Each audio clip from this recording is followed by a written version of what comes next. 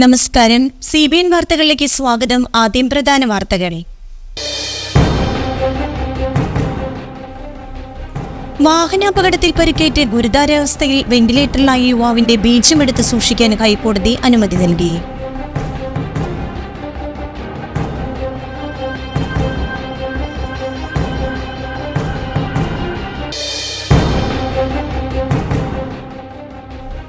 ചാലക്കുടി വനം ഡിവിഷന്റെ നേതൃത്വത്തിൽ ശാസ്ത്രീയമായ രീതിയിൽ പാമ്പ് പിടിക്കുന്നതിനുള്ള പരിശീലന ക്ലാസ് സംഘടിപ്പിച്ചു.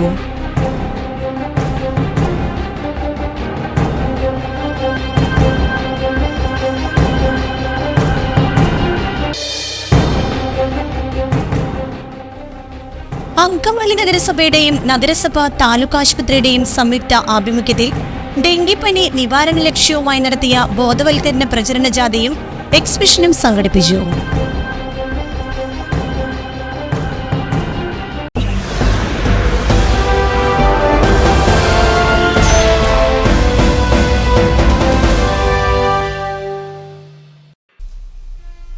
വാർത്തകൾ വിശദമായി. വാഹനാപകടത്തിൽ പരിക്കേറ്റ് ഗുരുതരാവസ്ഥയിൽ വെന്റിലേറ്ററിലായ യുവാവിന്റെ ബീജമെടുത്ത് സൂക്ഷിക്കാൻ ഹൈക്കോടതി അനുമതി നൽകി. 34-കാരിയായ ഭാര്യയുടെ ഹർജിയിലെ പ്രത്യേക സാഹചര്യം പരിഗണിച്ചാണ് ഉത്തരവ്. എന്നാൽ തുടർ നടപടികൾ കോടതിയുടെ ഉത്തരവിന്റെ അടിസ്ഥാനത്തിലേ ഉണ്ടാകാവൂ എന്നും നിർദ്ദേശിച്ചു. ഹർജി 9-ന് വീണ്ടും പരിഗണിക്കും. കഴിഞ്ഞ വർഷമാണ് ദമ്പതികൾ വിവാഹിതരായത്. എന്നാൽ ഇവർക്ക് മക്കളില്ല. ഭർത്താവിന്റെ കുഞ്ഞിനെ ഗർഭം ധരിക്കുന്നതിനായി അസിസ്റ്റഡ് റീപ്രൊഡക്റ്റീവ് ടെക്നോളജിക്ക് വേണ്ടി ഉപയോഗിക്കുന്നതിനായി ബീജം എടുത്ത് സൂക്ഷിക്കാൻ അനുമതി ആവശ്യപ്പെട്ടാണ് യുവതി ഹൈക്കോടതിയെ സമീപിച്ചത്. ഭർത്താവിന്റെ സമ്മതമില്ലാതെ ART ആക്ട് പ്രകാരം നൽകിയ ഹർജിയിൽ ജസ്റ്റിസ് VG അരുണാണ് ഭാര്യയുടെ ആവശ്യം അംഗീകരിച്ചുകൊണ്ട് ഇടക്കാല ഉത്തരവ് പുറപ്പെടുവിച്ചത്. ഭർത്താവിന്റെ ആരോഗ്യനില ഗുരുതരമാണെന്നും അനുദിനം വഷളാവുകയാണെന്നും ഹർജിയിൽ ചൂണ്ടിക്കാട്ടിയിരുന്നു. ഭർത്താവിന്റെ രേഖാമൂലമുള്ള സമ്മതം ലഭിക്കുക അസാധ്യമാണെന്നും വിഷയം ഇനിയും വൈകിയാൽ കൈവിട്ടു പോകുമെന്നും ഭാര്യയുടെ അഭിഭാഷകർ കോടതിയെ അറിയിച്ചു. മേൽപ്പറഞ്ഞ ഘടകങ്ങളെല്ലാം ചൂണ്ടിക്കാട്ടിയാണ് ഇടക്കാല ഉത്തരവ് പുറപ്പെടുവിക്കുന്നതെന്ന് കോടതി വ്യക്തമാക്കി. ART റെഗുലേഷൻ ആക്ടിന്റെ അനുമതിയില്ലാതെ ബീജം എടുക്കുകയും സൂക്ഷിക്കുകയുമല്ലാതെ ഒരു നടപടിയും സ്വീകരിക്കാൻ പാടില്ലെന്നും കോടതി വ്യക്തമാക്കി. സെപ്റ്റംബർ 9-ന് ഇത് സംബന്ധിച്ച ഹർജി വീണ്ടും പരിഗണിക്കുമെന്നും കോടതി അറിയിച്ചു. ചാലക്കുടി വനം ഡിവിഷന്റെ നേതൃത്വത്തിൽ ശാസ്ത്രീയമായ രീതിയിൽ പാമ്പ് പിടിക്കുന്നതിനുള്ള പരിശീലന ക്ലാസ് സംഘടിപ്പിച്ചു. വനം ഡിവിഷൻ കോൺഫറൻസ് ഹാളിൽ സംഘടിപ്പിച്ച പരിശീലനത്തിൽ 59 പേർ പങ്കെടുത്തു. ചാലക്കുടി വനം ഡിവിഷന്റെ പരിധിയിൽപ്പെട്ട മുനിസിപ്പാലിറ്റി, പഞ്ചായത്ത് എന്നിവിടങ്ങളിലെ പാമ്പുകളും മനുഷ്യനുമായുള്ള സംഘർഷം ലഘൂകരിക്കുന്നതിനു വേണ്ടിയാണ് പരിശീലന ക്ലാസ് സംഘടിപ്പിച്ചത്. സനീഷ് കുമാർ ജോസഫ് MLA പരിശീലനാർത്ഥികൾക്ക് ആശംസകൾ നേർന്നു.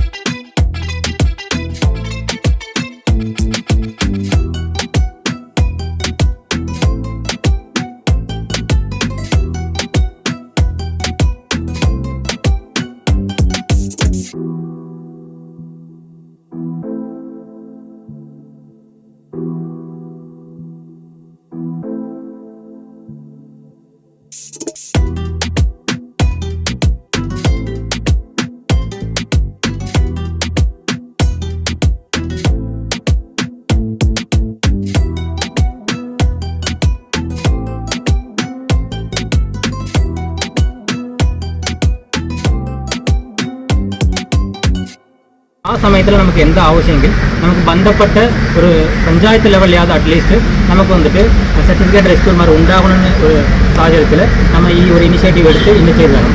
ഇന്ന് പ്രധാനത്തിൽ എന്തെങ്കിൽ നമുക്ക് state level nodal officer Shri Anwar ACF അവർ വന്നിട്ടുണ്ട്. പിന്നെ ഡിസ്ട്രിക്ട് കോർഡിനേറ്റർ ജോജോ വന്നിട്ടുണ്ട്. നമ്മളുടെ ഡിവിഷൻ തലത്തിലുള്ള റെസ്ക്യൂർമാരുണ്ട്. ഇവരെ കൊണ്ട് നമുക്കിവിടെ ടോട്ടലി ഇന്ന് 59 താല്പര്യപ്പെട്ട് റെസ്ക്യൂർമാരായിട്ട് അറ്റൻഡ് ചെയ്തിട്ടുണ്ട്. അവർക്ക് രാവിലെ ക്ലാസ് ഉണ്ടായിരുന്നു സർ. അപ്പോൾ പിന്നെ ഈവനിങ്ങിൽ നമുക്ക് പ്രാക്ടിക്കലായിട്ടുണ്ടാകും. അപ്പോൾ ആരെല്ലാം തീർച്ചയായിട്ടുണ്ടോ അവർക്കെല്ലാം നമ്മൾ സർട്ടിഫൈഡ് റെസ്ക്യൂർമാരായിട്ട് കൊടുക്കും സർ. അവർ മുഖംപാമ്പ് അണലിയും വെച്ചിട്ടാണ് സർ പ്രാക്ടിക്കൽസ് ചെയ്യുന്നത്. പിന്നെ ചേരയുണ്ട്. പല ഡിഫറെൻറ്റ് മെത്തേഡ്സിൽ നമ്മൾ ബേസിക്കലി പാമ്പിൻ്റെ ഒരു ബേസിക് ബിഹേവിയർ വെച്ചിട്ട് നമ്മളൊരു കഷ്ണം PVC പൈപ്പും ഒരു ഇരുണ്ട കളറിലുള്ള ഒരു തുണി കൊണ്ടുള്ള ബാഗും ഉപയോഗിച്ച് പാമ്പിനെ അതിൻ്റെ ഒരു നാച്ചുറൽ ഇൻസ്റ്റിങ്ക്റ്റ് വെച്ചിട്ട് അതിനെ ആ ബാഗിനകത്തേക്ക് ആക്കുന്ന മെത്തേഡാണ് ഉപയോഗിക്കുന്നത്. പൈപ്പ് ആൻഡ് ബാഗ് മെത്തേഡ് എന്നാണ് അതിന് പറയുന്നത്. അപ്പോൾ അതാണ് ബേസിക് ട്രെയിനിങ് എന്ന് പറയുന്നത്. പിന്നെ അവർ എക്സ്പീരിയൻസ് ആവുന്നതനുസരിച്ച് പല സിറ്റുവേഷൻസിൽ ഹാൻഡിൽ ചെയ്ത് എക്സ്പെർട്ട് ആവുകയാണ് ചെയ്യുന്നത്. ആ ഒരു മെത്തേഡാണ് ഇപ്പോൾ ട്രെയിനിങ് കം ഇവാലുവേഷൻ. ആദ്യം ഡെമോ ചെയ്യും. അത് കഴിഞ്ഞിട്ട് അവരുടെ ഒരു കോൺഫിഡൻസ് ലെവൽ നമ്മൾ ഇവാലുവേറ്റ് ചെയ്തിട്ട് കോൺഫിഡൻ്റ് ആയിട്ട് ചെയ്യുന്നവർക്കാണ് നമ്മൾ സർട്ടിഫിക്കറ്റ് കൊടുക്കുന്നത്. നോഡൽ ഓഫീസർ സപ്പോർട്ടൊക്കെ സുഹൃത്തുക്കൾ ചാലക്കുടി ഡിവിഷനിൽ നമുക്കറിയാം ഈ പാമ്പുമായി ബന്ധപ്പെട്ടുകൊണ്ട് നിരവധി പ്രശ്നങ്ങൾ പാമ്പ് പിടുത്തവുമായി ബന്ധപ്പെട്ടുകൊണ്ട് നമ്മുടെ നിയോജകമണ്ഡലത്തിലുണ്ട്. പലപ്പോഴും ഫോറസ്റ്റ് ഡിപ്പാർട്ട്മെൻറ്റ് സമയത്തിന് അവിടെ എത്തിച്ചേരുന്നില്ല എന്നുള്ള പരാതികളൊക്കെ പല സമയത്തും നമുക്ക് നേരിടേണ്ടി വന്നു. അപ്പോൾ അത് പരിഹരിക്കുന്നതിന് വേണ്ടിയിട്ട് ഫോറസ്റ്റ് ഡിപ്പാർട്ട്മെൻറ്റ് തലത്തിൽ ഇന്നൊരു ദിവസം 18 പഞ്ചായത്തുകളിൽ നിന്ന് ഉള്ള ആളുകൾക്കാണ് ഇവിടെ ട്രെയിനിങ് കൊടുക്കുന്നത്.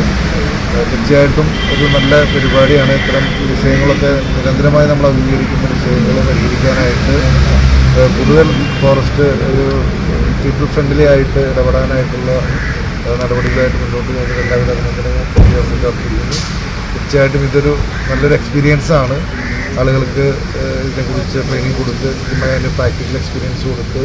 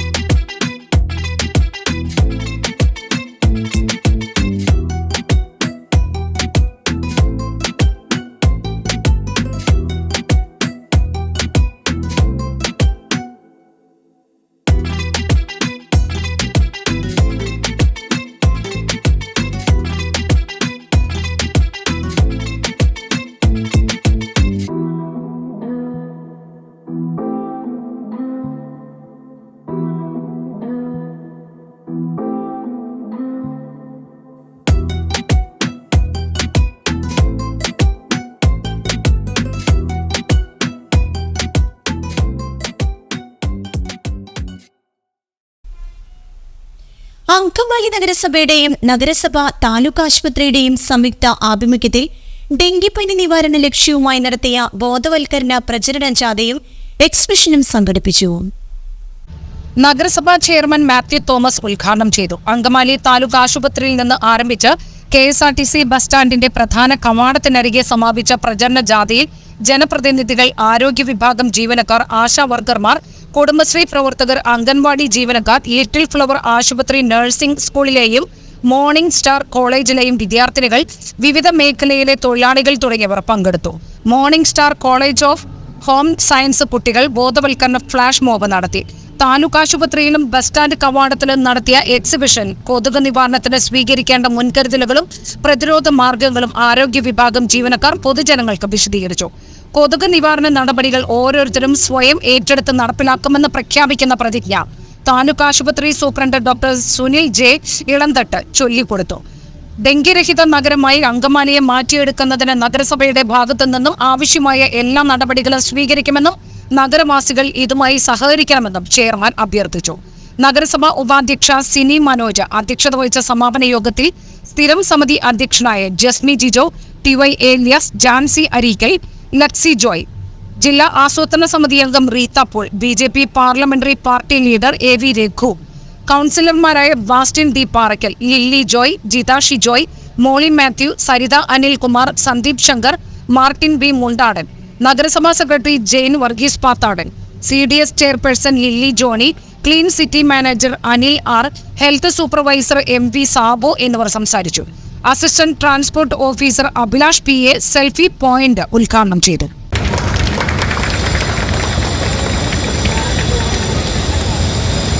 ജസ്മി ജിജോ അവരെ ആദരപൂർവ്വം ക്ഷണിക്കുന്നു.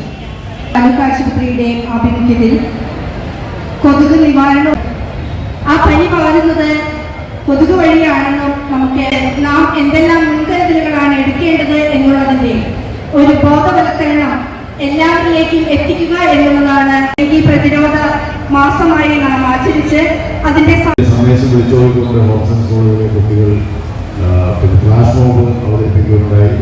നമ്മളോട് ഈ സന്ദേശം ജനങ്ങളിലേക്ക് എത്തിക്കുന്നതിന് വേണ്ടി ഇവിടെ സെൽഫി പോയിന്റ് ആരംഭിച്ചിട്ടുണ്ട്. ഇങ്ങനെ വിവിധ പരിപാടികളിലൂടെ കൊതുക് നിവാരണത്തിൻ്റെ സന്ദേശം ജനങ്ങളിൽ എത്തിക്കുക എന്നുള്ളതാണ് ഇന്നത്തെ നമ്മുടെ ഈ ദിനത്തിൻ്റെ ആചരണം നമ്മൾ ഉദ്ദേശിക്കുന്നത്. നേരത്തെ ഇവിടെ ചെയർപേഴ്സണും സ്റ്റാൻഡിംഗ് ചെയർമാനും സൂചിപ്പിച്ച പോലെ നമ്മൾ കൊതുക് മൂലം ഉണ്ടാകുന്ന രോഗങ്ങൾ പലതരമാണ്. നിരവധി രോഗങ്ങൾ കൊതുകിലൂടെ പ്രചരിക്കുന്നുണ്ട്. പക്ഷേ അതിനെല്ലാം നമ്മൾ താൽക്കാലിക പരിഹാരങ്ങളാണ് എപ്പോഴും കണ്ടുകൊണ്ടിരിക്കുന്നത്. നേരത്തെ സൂചിപ്പിച്ചതുപോലെ ലേപനങ്ങൾ അല്ലെങ്കിൽ മരുന്ന് സ്പ്രേ ചെയ്യുക, അല്ലെങ്കിൽ ഫോഗിംഗ് കൊണ്ട് അങ്ങനെ പല കാര്യങ്ങളും ചെയ്യുന്നുണ്ടെങ്കിലും അതൊക്കെ ഒരു താൽക്കാലിക പരിഹാരം മാത്രമാണ്.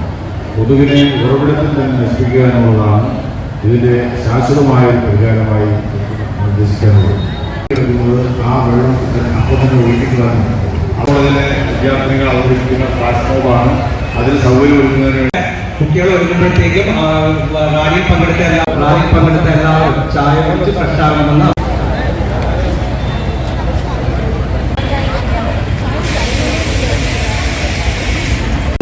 ഇലകൾ ചേരുന്ന ഭാഗത്ത് വെള്ളം കെട്ടി നിന്ന് ഈഡിസ് കൊതുകുകൾ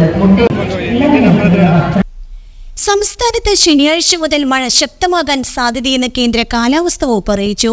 ശനിയാഴ്ച മുതൽ വടക്കൻ കേരളത്തിലാണ് ഒറ്റപ്പെട്ട സ്ഥലങ്ങളിൽ ശക്തമായ മഴയ്ക്കുള്ള സാധ്യത നിലനിൽക്കുന്നത്.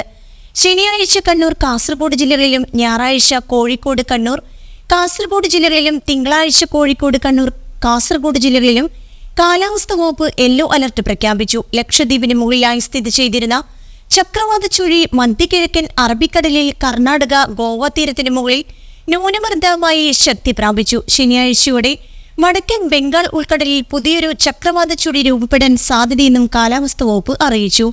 ഇതിന്റെ ഫലമായി കേരളത്തിൽ അടുത്ത 5 ദിവസം വ്യാപകമായി ഇടിമിന്നലോട് കൂടിയ മഴയാണ് കാലാവസ്ഥാ വകുപ്പ് പ്രവചിക്കുന്നത്. ഇനിയൊരു ഇടവേള.